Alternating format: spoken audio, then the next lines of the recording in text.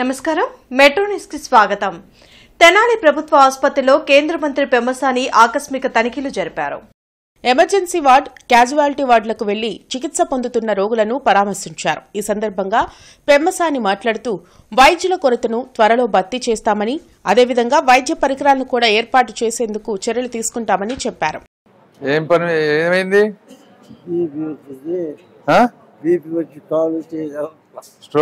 Stroke వచ్చిందా? ఎట్లా ఉంది ఇక్కడ ట్రీట్మెంట్? అది బాగానే చూస్తున్నా. ఎట్లా ఉందమ్మా ఇక్కడంతా? మీకు బాగానే చూస్తున్నారా? ఇబ్బంది ఏం లేకుండా అంత క్లీన్గా అన్ని. సర్ప్రైజ్గా హాస్పిటల్ ఎలా ఉంది సండే చూద్దామని వచ్చాం. బాగానే ఉంది. చాలా మందితో మాట్లాడాను, ఒక 30-40 మంది పేషెంట్లతో. అందరూ హ్యాపీగా ఉన్నారు. సర్వీసెస్ బాగా వస్తున్నాయి, రిసీవింగ్ అన్నీ బాగానే ఉన్నాయి, మందులన్నీ బాగానే ఉన్నాయి అంటున్నారు. కొద్దిగా స్టాఫే ఎక్కువ మంది కావాలని స్టాఫ్ అడుగుతున్నారు, బర్డెన్ అవుతుందని. అదొకటి. తర్వాత సిటీ స్కాన్ ఒకటి పెండింగ్ ఉంది ఏరియాలో, అది కూడా మేము వర్క్ చేస్తూ ఉన్నాం, ఇంకా అవ్వలేదు అది. ఆ రెండింటి మీద కోఆర్డినేట్ చేస్తాం. బట్ ఓవరాల్గా హాస్పిటల్ క్లీన్గా ఉంది, సర్వీసెస్ అన్నీ బాగున్నాయి. సో ఐ అప్రిషియేట్ వీళ్ళు అక్కడ ఉన్నటువంటి డాక్టర్లు కానీ అందరినీ కూడా అప్రిషియేట్. గుంటూరు నగరానికి ఐకానిక్ బ్రిడ్జిగా నిలిచిన శంకర్ విలాస్ బ్రిడ్జి నేడు రాళ్లగుట్టగా మారిపోయింది. నగర ప్రజల సౌకర్యార్థం 4 లైన్ల శంకర్ విలాస్ బ్రిడ్జ్ నిర్మాణం ఈ ప్రభుత్వం చేపట్టింది. దానిలో భాగంగా త్వరగా బ్రిడ్జ్ నిర్మాణం చేయాలని మంత్రి పెమ్మసాని చంద్రశేఖర్ ఆదేశాల మేరకు కాంట్రాక్టర్ పనులు వేగవంతం చేశారు. ఇప్పటికే బ్రిడ్జికి ముందు వెనక 2 పిల్లర్ల నిర్మాణం చేశారు. ఇంకా ముమ్మరంగా పనులు చేపట్టాలని బ్రిడ్జిపై వాహనాల రాకపోకలను 9వ తేదీ నుంచి ఆపివేశారు. ఈ క్రమంలోనే బ్రిడ్జిని పగలగొట్టే కార్యక్రమం చేపట్టారు. వారం రోజుల్లో బ్రిడ్జిని పూర్తిగా నేలమట్టం చేసేందుకు గుత్తేదారు పనులు మొదలుపెట్టారు. ఏది ఏమైనా 67 సంవత్సరాల చరిత్ర కలిగిన శంకర్ విలాస్ బ్రిడ్జ్ నేలమట్టం అవుతూ ఉంటే స్థానికులు గుర్తుగా సెల్ఫీలు తీసుకుంటున్నారు. ఇన్ని సంవత్సరాలు గడిచినా శంకర్ విలాస్ బ్రిడ్జ్ నిర్మాణానికి వాడిన స్టీల్ చెక్కు చెదరకుండా ఉండడం విశేషం. గతంలో నిర్మించిన విధంగానే నాణ్యత లోపం లేకుండా కనీసం 100 సంవత్సరాల పాటు బ్రిడ్జ్ చెక్కు చెదరకుండా ఉండేలా నిర్మాణం చేయాలని ప్రజలు కోరుతున్నారు.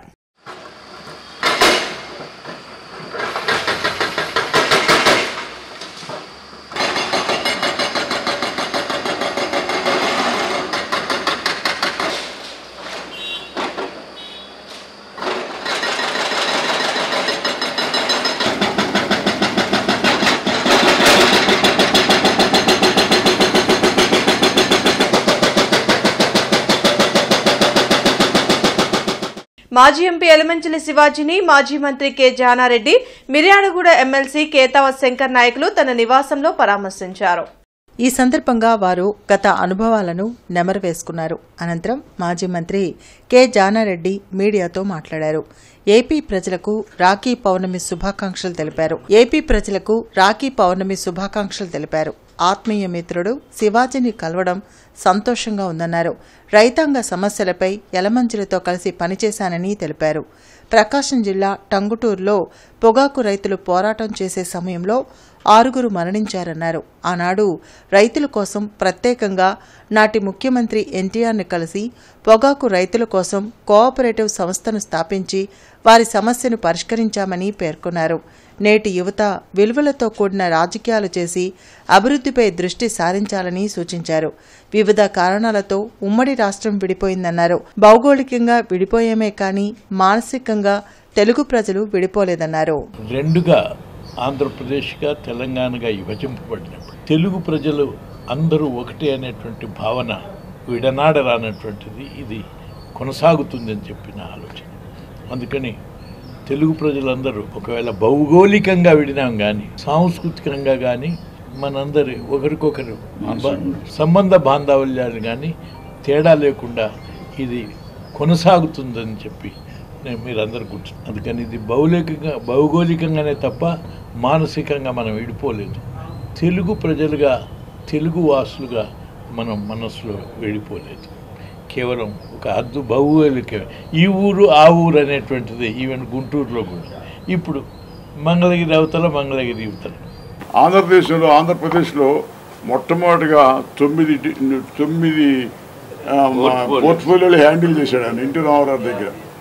అప్పటికే మాకు లోక్దళ తరఫున సమితి ప్రెసిడెంట్గా ఎన్నికయ్యాడు. అక్కడ ముందు సమితి ప్రెసిడెంట్గా ఎన్నికయ్యి మరి ఎమ్మెల్యే కాగానే 83లో ఈయన వ్యవసాయ మంత్రిగా మార్కెటింగు రూరల్ డెవలప్మెంట్, తర్వాత తూనికలు కొలతలు, ఇటువంటి department cooperation, marketing, forest, environment, fisheries, command area development 9 పోర్ట్ఫోలియోలు హ్యాండిల్ చేశాడు. అన్ని పోర్ట్ఫోలియోలు హ్యాండిల్ ఒకేసారి అన్ని పోర్ట్ఫోలియోలు హ్యాండిల్ చేసినాడు. కానీ ఇంత దీర్ఘకాలం మంత్రిగా చేసినవాడు కానీ లేడు ఇప్పుడు కూడా. శంకర్ విలాస్ బ్రిడ్జి కూల్చివేత నేపథ్యంలో వాహనదారులు 3 వంతెనలు, కంకరగుంట, ఆర్ఓబీ, ఆర్యూబీల్ని ఉపయోగించాలని ట్రాఫిక్ సీఏ అశోక్ కుమార్ సూచించారు. ట్రాఫిక్ జామ్ కాకుండా పోలీసులు క్షేత్రస్థాయిలో ఎప్పటికప్పుడు పర్యవేక్షిస్తున్నారని చెప్పారు. ప్రజలు కూడా కొంత సహనం పాటించాలని కోరారు. 9వ తారీఖు రాత్రి నుంచి రాకపోకలు బంద్ చేయడం జరిగింది. సో మనకు ఉన్నటువంటి ప్రత్యామ్నాయ మార్గాలు అయినటువంటి 3 వంతెనలు, అదేవిధంగా కంకరగుంట ఫ్లైఓవర్, అదేవిధంగా కంకరగుంట అండర్ పాస్, ప్రధానంగా కార్లు, 2 వీలర్లు, ఆటోలు ఇవన్నీ కూడా అండర్ పాస్ల్లో కూడా డైవర్షన్ ఇవ్వటం. అదేవిధంగా హెవీ వెహికల్స్ అన్ని కూడా కంకరగుంట ఫ్లైఓవర్ని మెయిన్గా యూజ్ చేసుకోవాలని కోరుతున్నాం. ఎవరైనా కానీ విజయవాడ వెళ్ళేవాళ్ళు కానీ, లేదు విజయవాడ నుంచి గుంటూరు వచ్చి, లేదు 2 టౌన్ వచ్చేవాళ్ళు కానీ ఇన్నర్ రింగ్ రోడ్ ఫేజ్ 1ని, ఫేజ్ 2ని ఎక్కువగా యూటిలైజ్ చేసుకోవాలని మా వైపు నుంచి విజ్ఞప్తి చేస్తా ఉన్నాం. అక్కడక్కడ ట్రాఫిక్ కొంచెం స్లో అవుతుంది కానీ ఎక్కడ కూడా జామ్ కాదు. స్లో అయినప్పుడు కొంచెం సహనం కోల్పోకుండా కోఆపరేట్ చేయండి.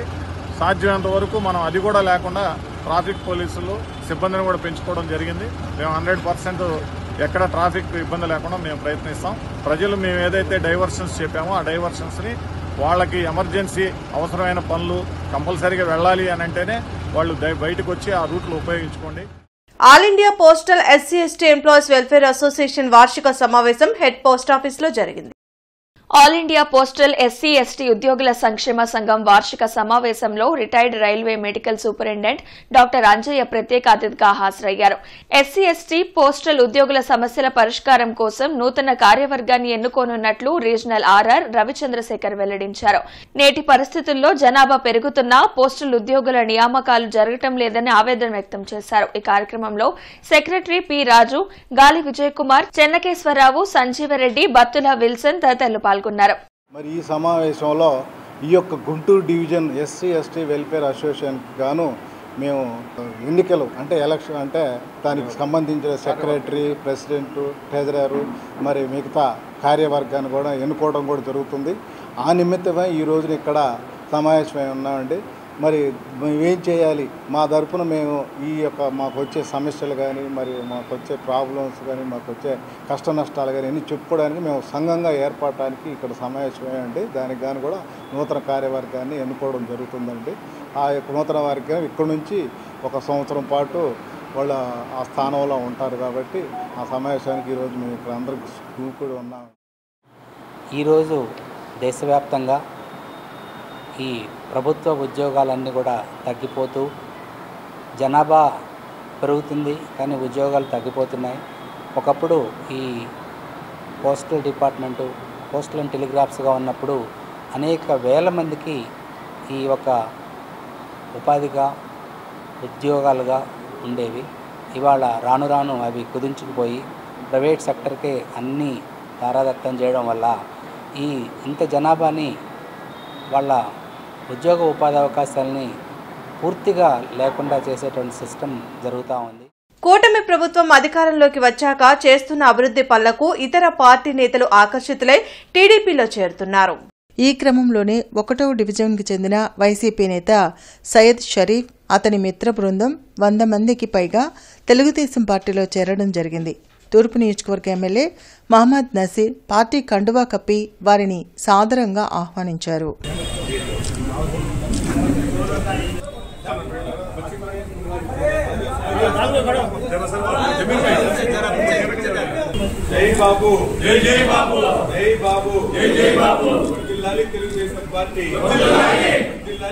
లివర్, జీర్ణకోశ సంబంధిత వ్యాధులపై అవగాహన సంస్థ కార్యాలయంలో ఆరోగ్య సభ జరిగింది.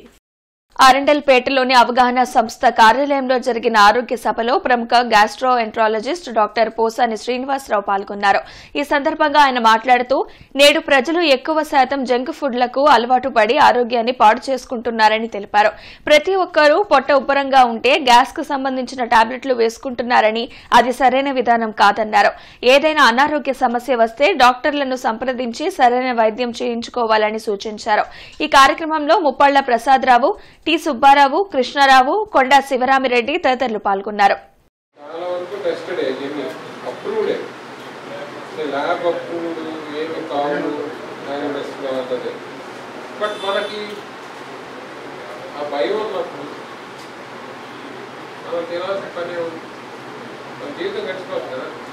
కూరగాయలు ఆకుకూరలు ఎక్కువగానే అట్లా అని చెప్పేసి అవసరం లేదంతా నేను చెప్పలేదు. కుదిరితే పచ్చి కూరగాయలు లేదంటే సాధ్యమైనంత వరకు అవసరం. మెదడు నరాల వ్యాధుల శాస్త్రీయ అవగాహన సభ, ఉచిత వైద్య శిబిరం మానవతా స్వచ్ఛంద సేవా సంస్థ ఆధ్వర్యంలో ఎస్హెచ్ఓలో జరిగింది.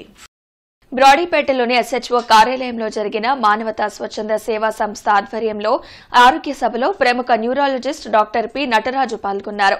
ఈ సందర్భంగా ఆయన మాట్లాడుతూ మధుమేహ బాధితులు రక్తంలో షుగర్ శాతంను, అధిక రక్తపోటును అదుపులో ఉంచుకోవడం ద్వారా ప్రమాదకర పక్షవాతం నిరోధించవచ్చని తెలిపారు. ధూమపానం, మద్యపానం, గుట్కా, పొగాకు నమలటం వంటి దుర్వ్యసనాలకు దూరంగా ఉండాలని సూచించారు. ఈ కార్యక్రమంలో doctor Sevakumar, T Dhanunjaya Reddy, manager P Nirmala Rani, Meka Ramarao, TV Sairam తదితరులు పాల్గొన్నారు. షుగర్ వల్ల చాలా సమస్యలు ఉన్నాయి. దాంట్లో ప్రధానమైనది బ్రెయిన్ స్ట్రోక్ అయితే, రెండోది న్యూరోపతి అనమాట. న్యూరోపతి అంటే మనకు నరాలు ఉంటాయన్నమాట, బ్రెయిన్ నుంచి వచ్చే నరాలు, తర్వాత కాళ్ళ చేతుల నుంచి కూడా బ్రెయిన్కి వెళ్ళే నరాలు, దీన్ని సెన్సరీ నర్వ్స్ అంటాం. తర్వాత బ్రెయిన్ నుంచి వచ్చిన మోటార్ నర్వ్స్ ఉంటాయి. దీంతో పాటుగా ఆటోనామిక్ నర్వ్స్ అంటాం అనమాట, బీపీని, తర్వాత హార్ట్ రేట్ని కంట్రోల్ చేసేటివి. ఈ మూడు కలిపి మనం పెరిఫెరల్ నర్వ్ సిస్టమ్ అంటాం. దీనికి మనం రక్తనాళాలు సరఫరా చేసే రక్తనాళాలు బ్లాక్ అయ్యే అవకాశం ఉంటుంది షుగర్ కంట్రోల్ లేకపోవడం వల్ల. దీన్ని మనం డయాబెటిక్ న్యూరోపతి అంటాం అన్నమాట. ఇది షుగర్ ఎక్కువ కాలం ఉన్న వాళ్ళల్లో ఉండే అవకాశం ఉంటుంది. కాబట్టి షుగర్ని కంట్రోల్ చేసుకోగలిగితే సో ఈ న్యూరోపతి మనం కంట్రోల్ చేసడానికి అవకాశం ఉంటుంది. కాబట్టి ఒక షుగర్ని కంట్రోల్ చేసుకోవడం వల్ల బ్రెయిన్ స్ట్రోక్తో పాటు హార్ట్ స్ట్రోక్, ఈ డయాబెటిక్ న్యూరోపతి కంట్రోల్ చేసుకోవడం వల్ల నార్మల్ లైఫ్ను లీడ్ చేసడానికి అవకాశం. ఈ వైద్య శిబిరంలో ముఖ్యంగా మా యొక్క ప్రధాన ఉద్దేశం ఏంటంటే పలు రోగాలు, రుగ్మతల గురించి ప్రజల్లో అవగాహన కల్పించాలని, వారు ఈ అంశాల పట్ల అవగాహన కలిగి ఉంటే కనుక దానికి సరైన చికిత్స తీసుకొని లేదా దానికి వాడే మందుల్ని సరైన దిశలో వాడటం వల్ల వాళ్ళు మెరుగైన శారీరక మానసిక ఆరోగ్యాన్ని పొందగలుగుతారనేది మా ఉద్దేశం. సామాజిక స్పృహ కలిగి ఎస్హెచ్ఓ గత 30 సంవత్సరాలుగా ప్రతి నెల 2వ ఆదివారం ఇలాంటి కార్యక్రమాలు నిర్వహిస్తూ జరుగుతుంది. ఈ దిశగా సమాజం పట్ల బాధ్యతతో ముందుకెళ్తున్న డాక్టర్ టి సేవకుమార్ గారు మేము అభినందిస్తున్నాం. రాబో రోజుల్లో కూడా ఇలాంటి వైద్య శిబిరాలను ఇలాగే కొనసాగిస్తామని తెలియదు. తొలితరం తెలుగు రచయితలు అభ్యుదయ కథల పుస్తక ఆవిష్కరణ సభ పద్మావతి కళ్యాణ వేదికలో జరిగింది. గార్డెన్స్ శ్రీ వెంకటేశ్వర స్వామి దేవస్థానంలోని పద్మావతి కళ్యాణ వేదికలో పుస్తకావిష్కరణ కార్యక్రమం జరిగింది. ప్రముఖ రచయిత్రి పి సత్యవతి ముఖ్య అతిథిగా హాజరై ప్రొఫెసర్ సిహెచ్ సుశీలమ్మ రచించిన అభ్యుదయ కథల పుస్తకాన్ని ఆవిష్కరించారు. ఈ సందర్భంగా రచయిత్రి సుశీలమ్మ మాట్లాడుతూ పాతతరం రచయిత్రులు ఎంతో ధైర్యంగా వారి భావాలను కథల రూపంలో వ్యక్తం చేసేవారని తెలిపారు. అందుకే అలనాటి రచయితల 25 కథలు సేకరించి పుస్తకం ప్రచురించామని ఆమె వెల్లడించారు. ఈ కార్యక్రమంలో అర్సం జాతీయ అధ్యక్షులు పెనుగొండ లక్ష్మీనారాయణ, కళారత్న లంకా సూర్యనారాయణ, డాక్టర్ పాపినేని శివశంకర్ తదితరులు పాల్గొన్నారు. ఒక కథని తీసుకొని విశ్లేషించండి అన్నప్పుడు నేను అన్నమయ్య లైబ్రరీకి వచ్చాను. అక్కడ సుభాష్ని ఉంది. పాపం ఎంత హెల్ప్ చేస్తుందంటే సుభాష్ని లంకా సూర్యనారాయణ గారి అభిప్రాయాలకు సరైనటువంటి అమ్మాయి దొరికింది. ఏదైనా ఒక పుస్తకం అడిగితే 90 సెకండ్స్లో మనకు అందుతుంది. 90 సెకండ్స్ లేదా 120 సెకండ్స్లో మనకు పుస్తకం అందుతుంది. అంత చక్కగా పెట్టుకుంటారు ఆ లైబ్రరీలో. ఆయన నాకు కథలు వెతుకుతూ ఉన్నాను. నేను 1960లో వెతికాను, 50కి వెళ్ళాను, 40కి వెళ్ళాను, 30కి వెళ్ళాను, 20లోనే ఉన్నాయి అద్భుతమైన కథలు. అప్పుడు నేను అసలు మొదటి కథ బండారక్షమాంబ గారి దగ్గర నుంచి తీసుకుందామని. అయితే మొదటి కథ దిద్దుబాటు గుజారప్పారావు గారు అంటారు. అయితే చాలా వివాదాలు జరిగినవి. ముఖ్యంగా తెలంగాణ సభల్లో వివాదాలు జరిగి చివరికి వాళ్ళు పాత గుంటూరు సిఐటియు ఆఫీస్ నందు ఆవాజ్ రాష్ట్ర కమిటీ సమావేశం షేక్ బాషా అధ్యక్షతన జరిగింది. ఈ సమావేశానికి రాష్ట్ర ప్రధాన కార్యదర్శి ఎంఏ చిష్టి హాజరయ్యారు. ఆవాజ్ అభివృద్ది కోసం కార్యాచరణ ప్రణాళిక, రాబో 6 నెలల కాలంలో చేయవలసిన కర్తవ్యాల అమలు గురించి వివరించారు. గుంటూరులోని శ్రీ యోగదా చారిటబుల్ ట్రస్ట్ ఆధ్వర్యంలో రాబో కృష్ణాష్టమి సందర్భంగా 2 నుండి 7వ తరగతి పిల్లలకు కృష్ణ శతకం, పద్యాల కంఠస్థ పోటీలు, కృష్ణాష్టక గానం, దేశభక్తి క్విజ్, శ్రీ త్యాగరాజ సాంస్కృతిక సంఘం సహకారంతో సంఘ సమావేశ సదనం నిర్వహించారు. ప్రతి సోమవారం కలెక్టరేట్, ఎస్పీ, కార్పొరేషన్ కార్యాలయాల్లో ప్రజా ఫిర్యాదుల పరిష్కార వేదిక కార్యక్రమాన్ని నిర్వహిస్తున్నారు. ప్రజలు తమ సమస్యలను అధికారుల దృష్టికి తీసుకువెళ్లి వాటిని పరిష్కరించుకోవాలని ఉన్నతాధికారులు సూచించారు. కార్పొరేషన్ కార్యాలయంలో డైలీ వర్క్ కమిషనర్ జరగనుంది.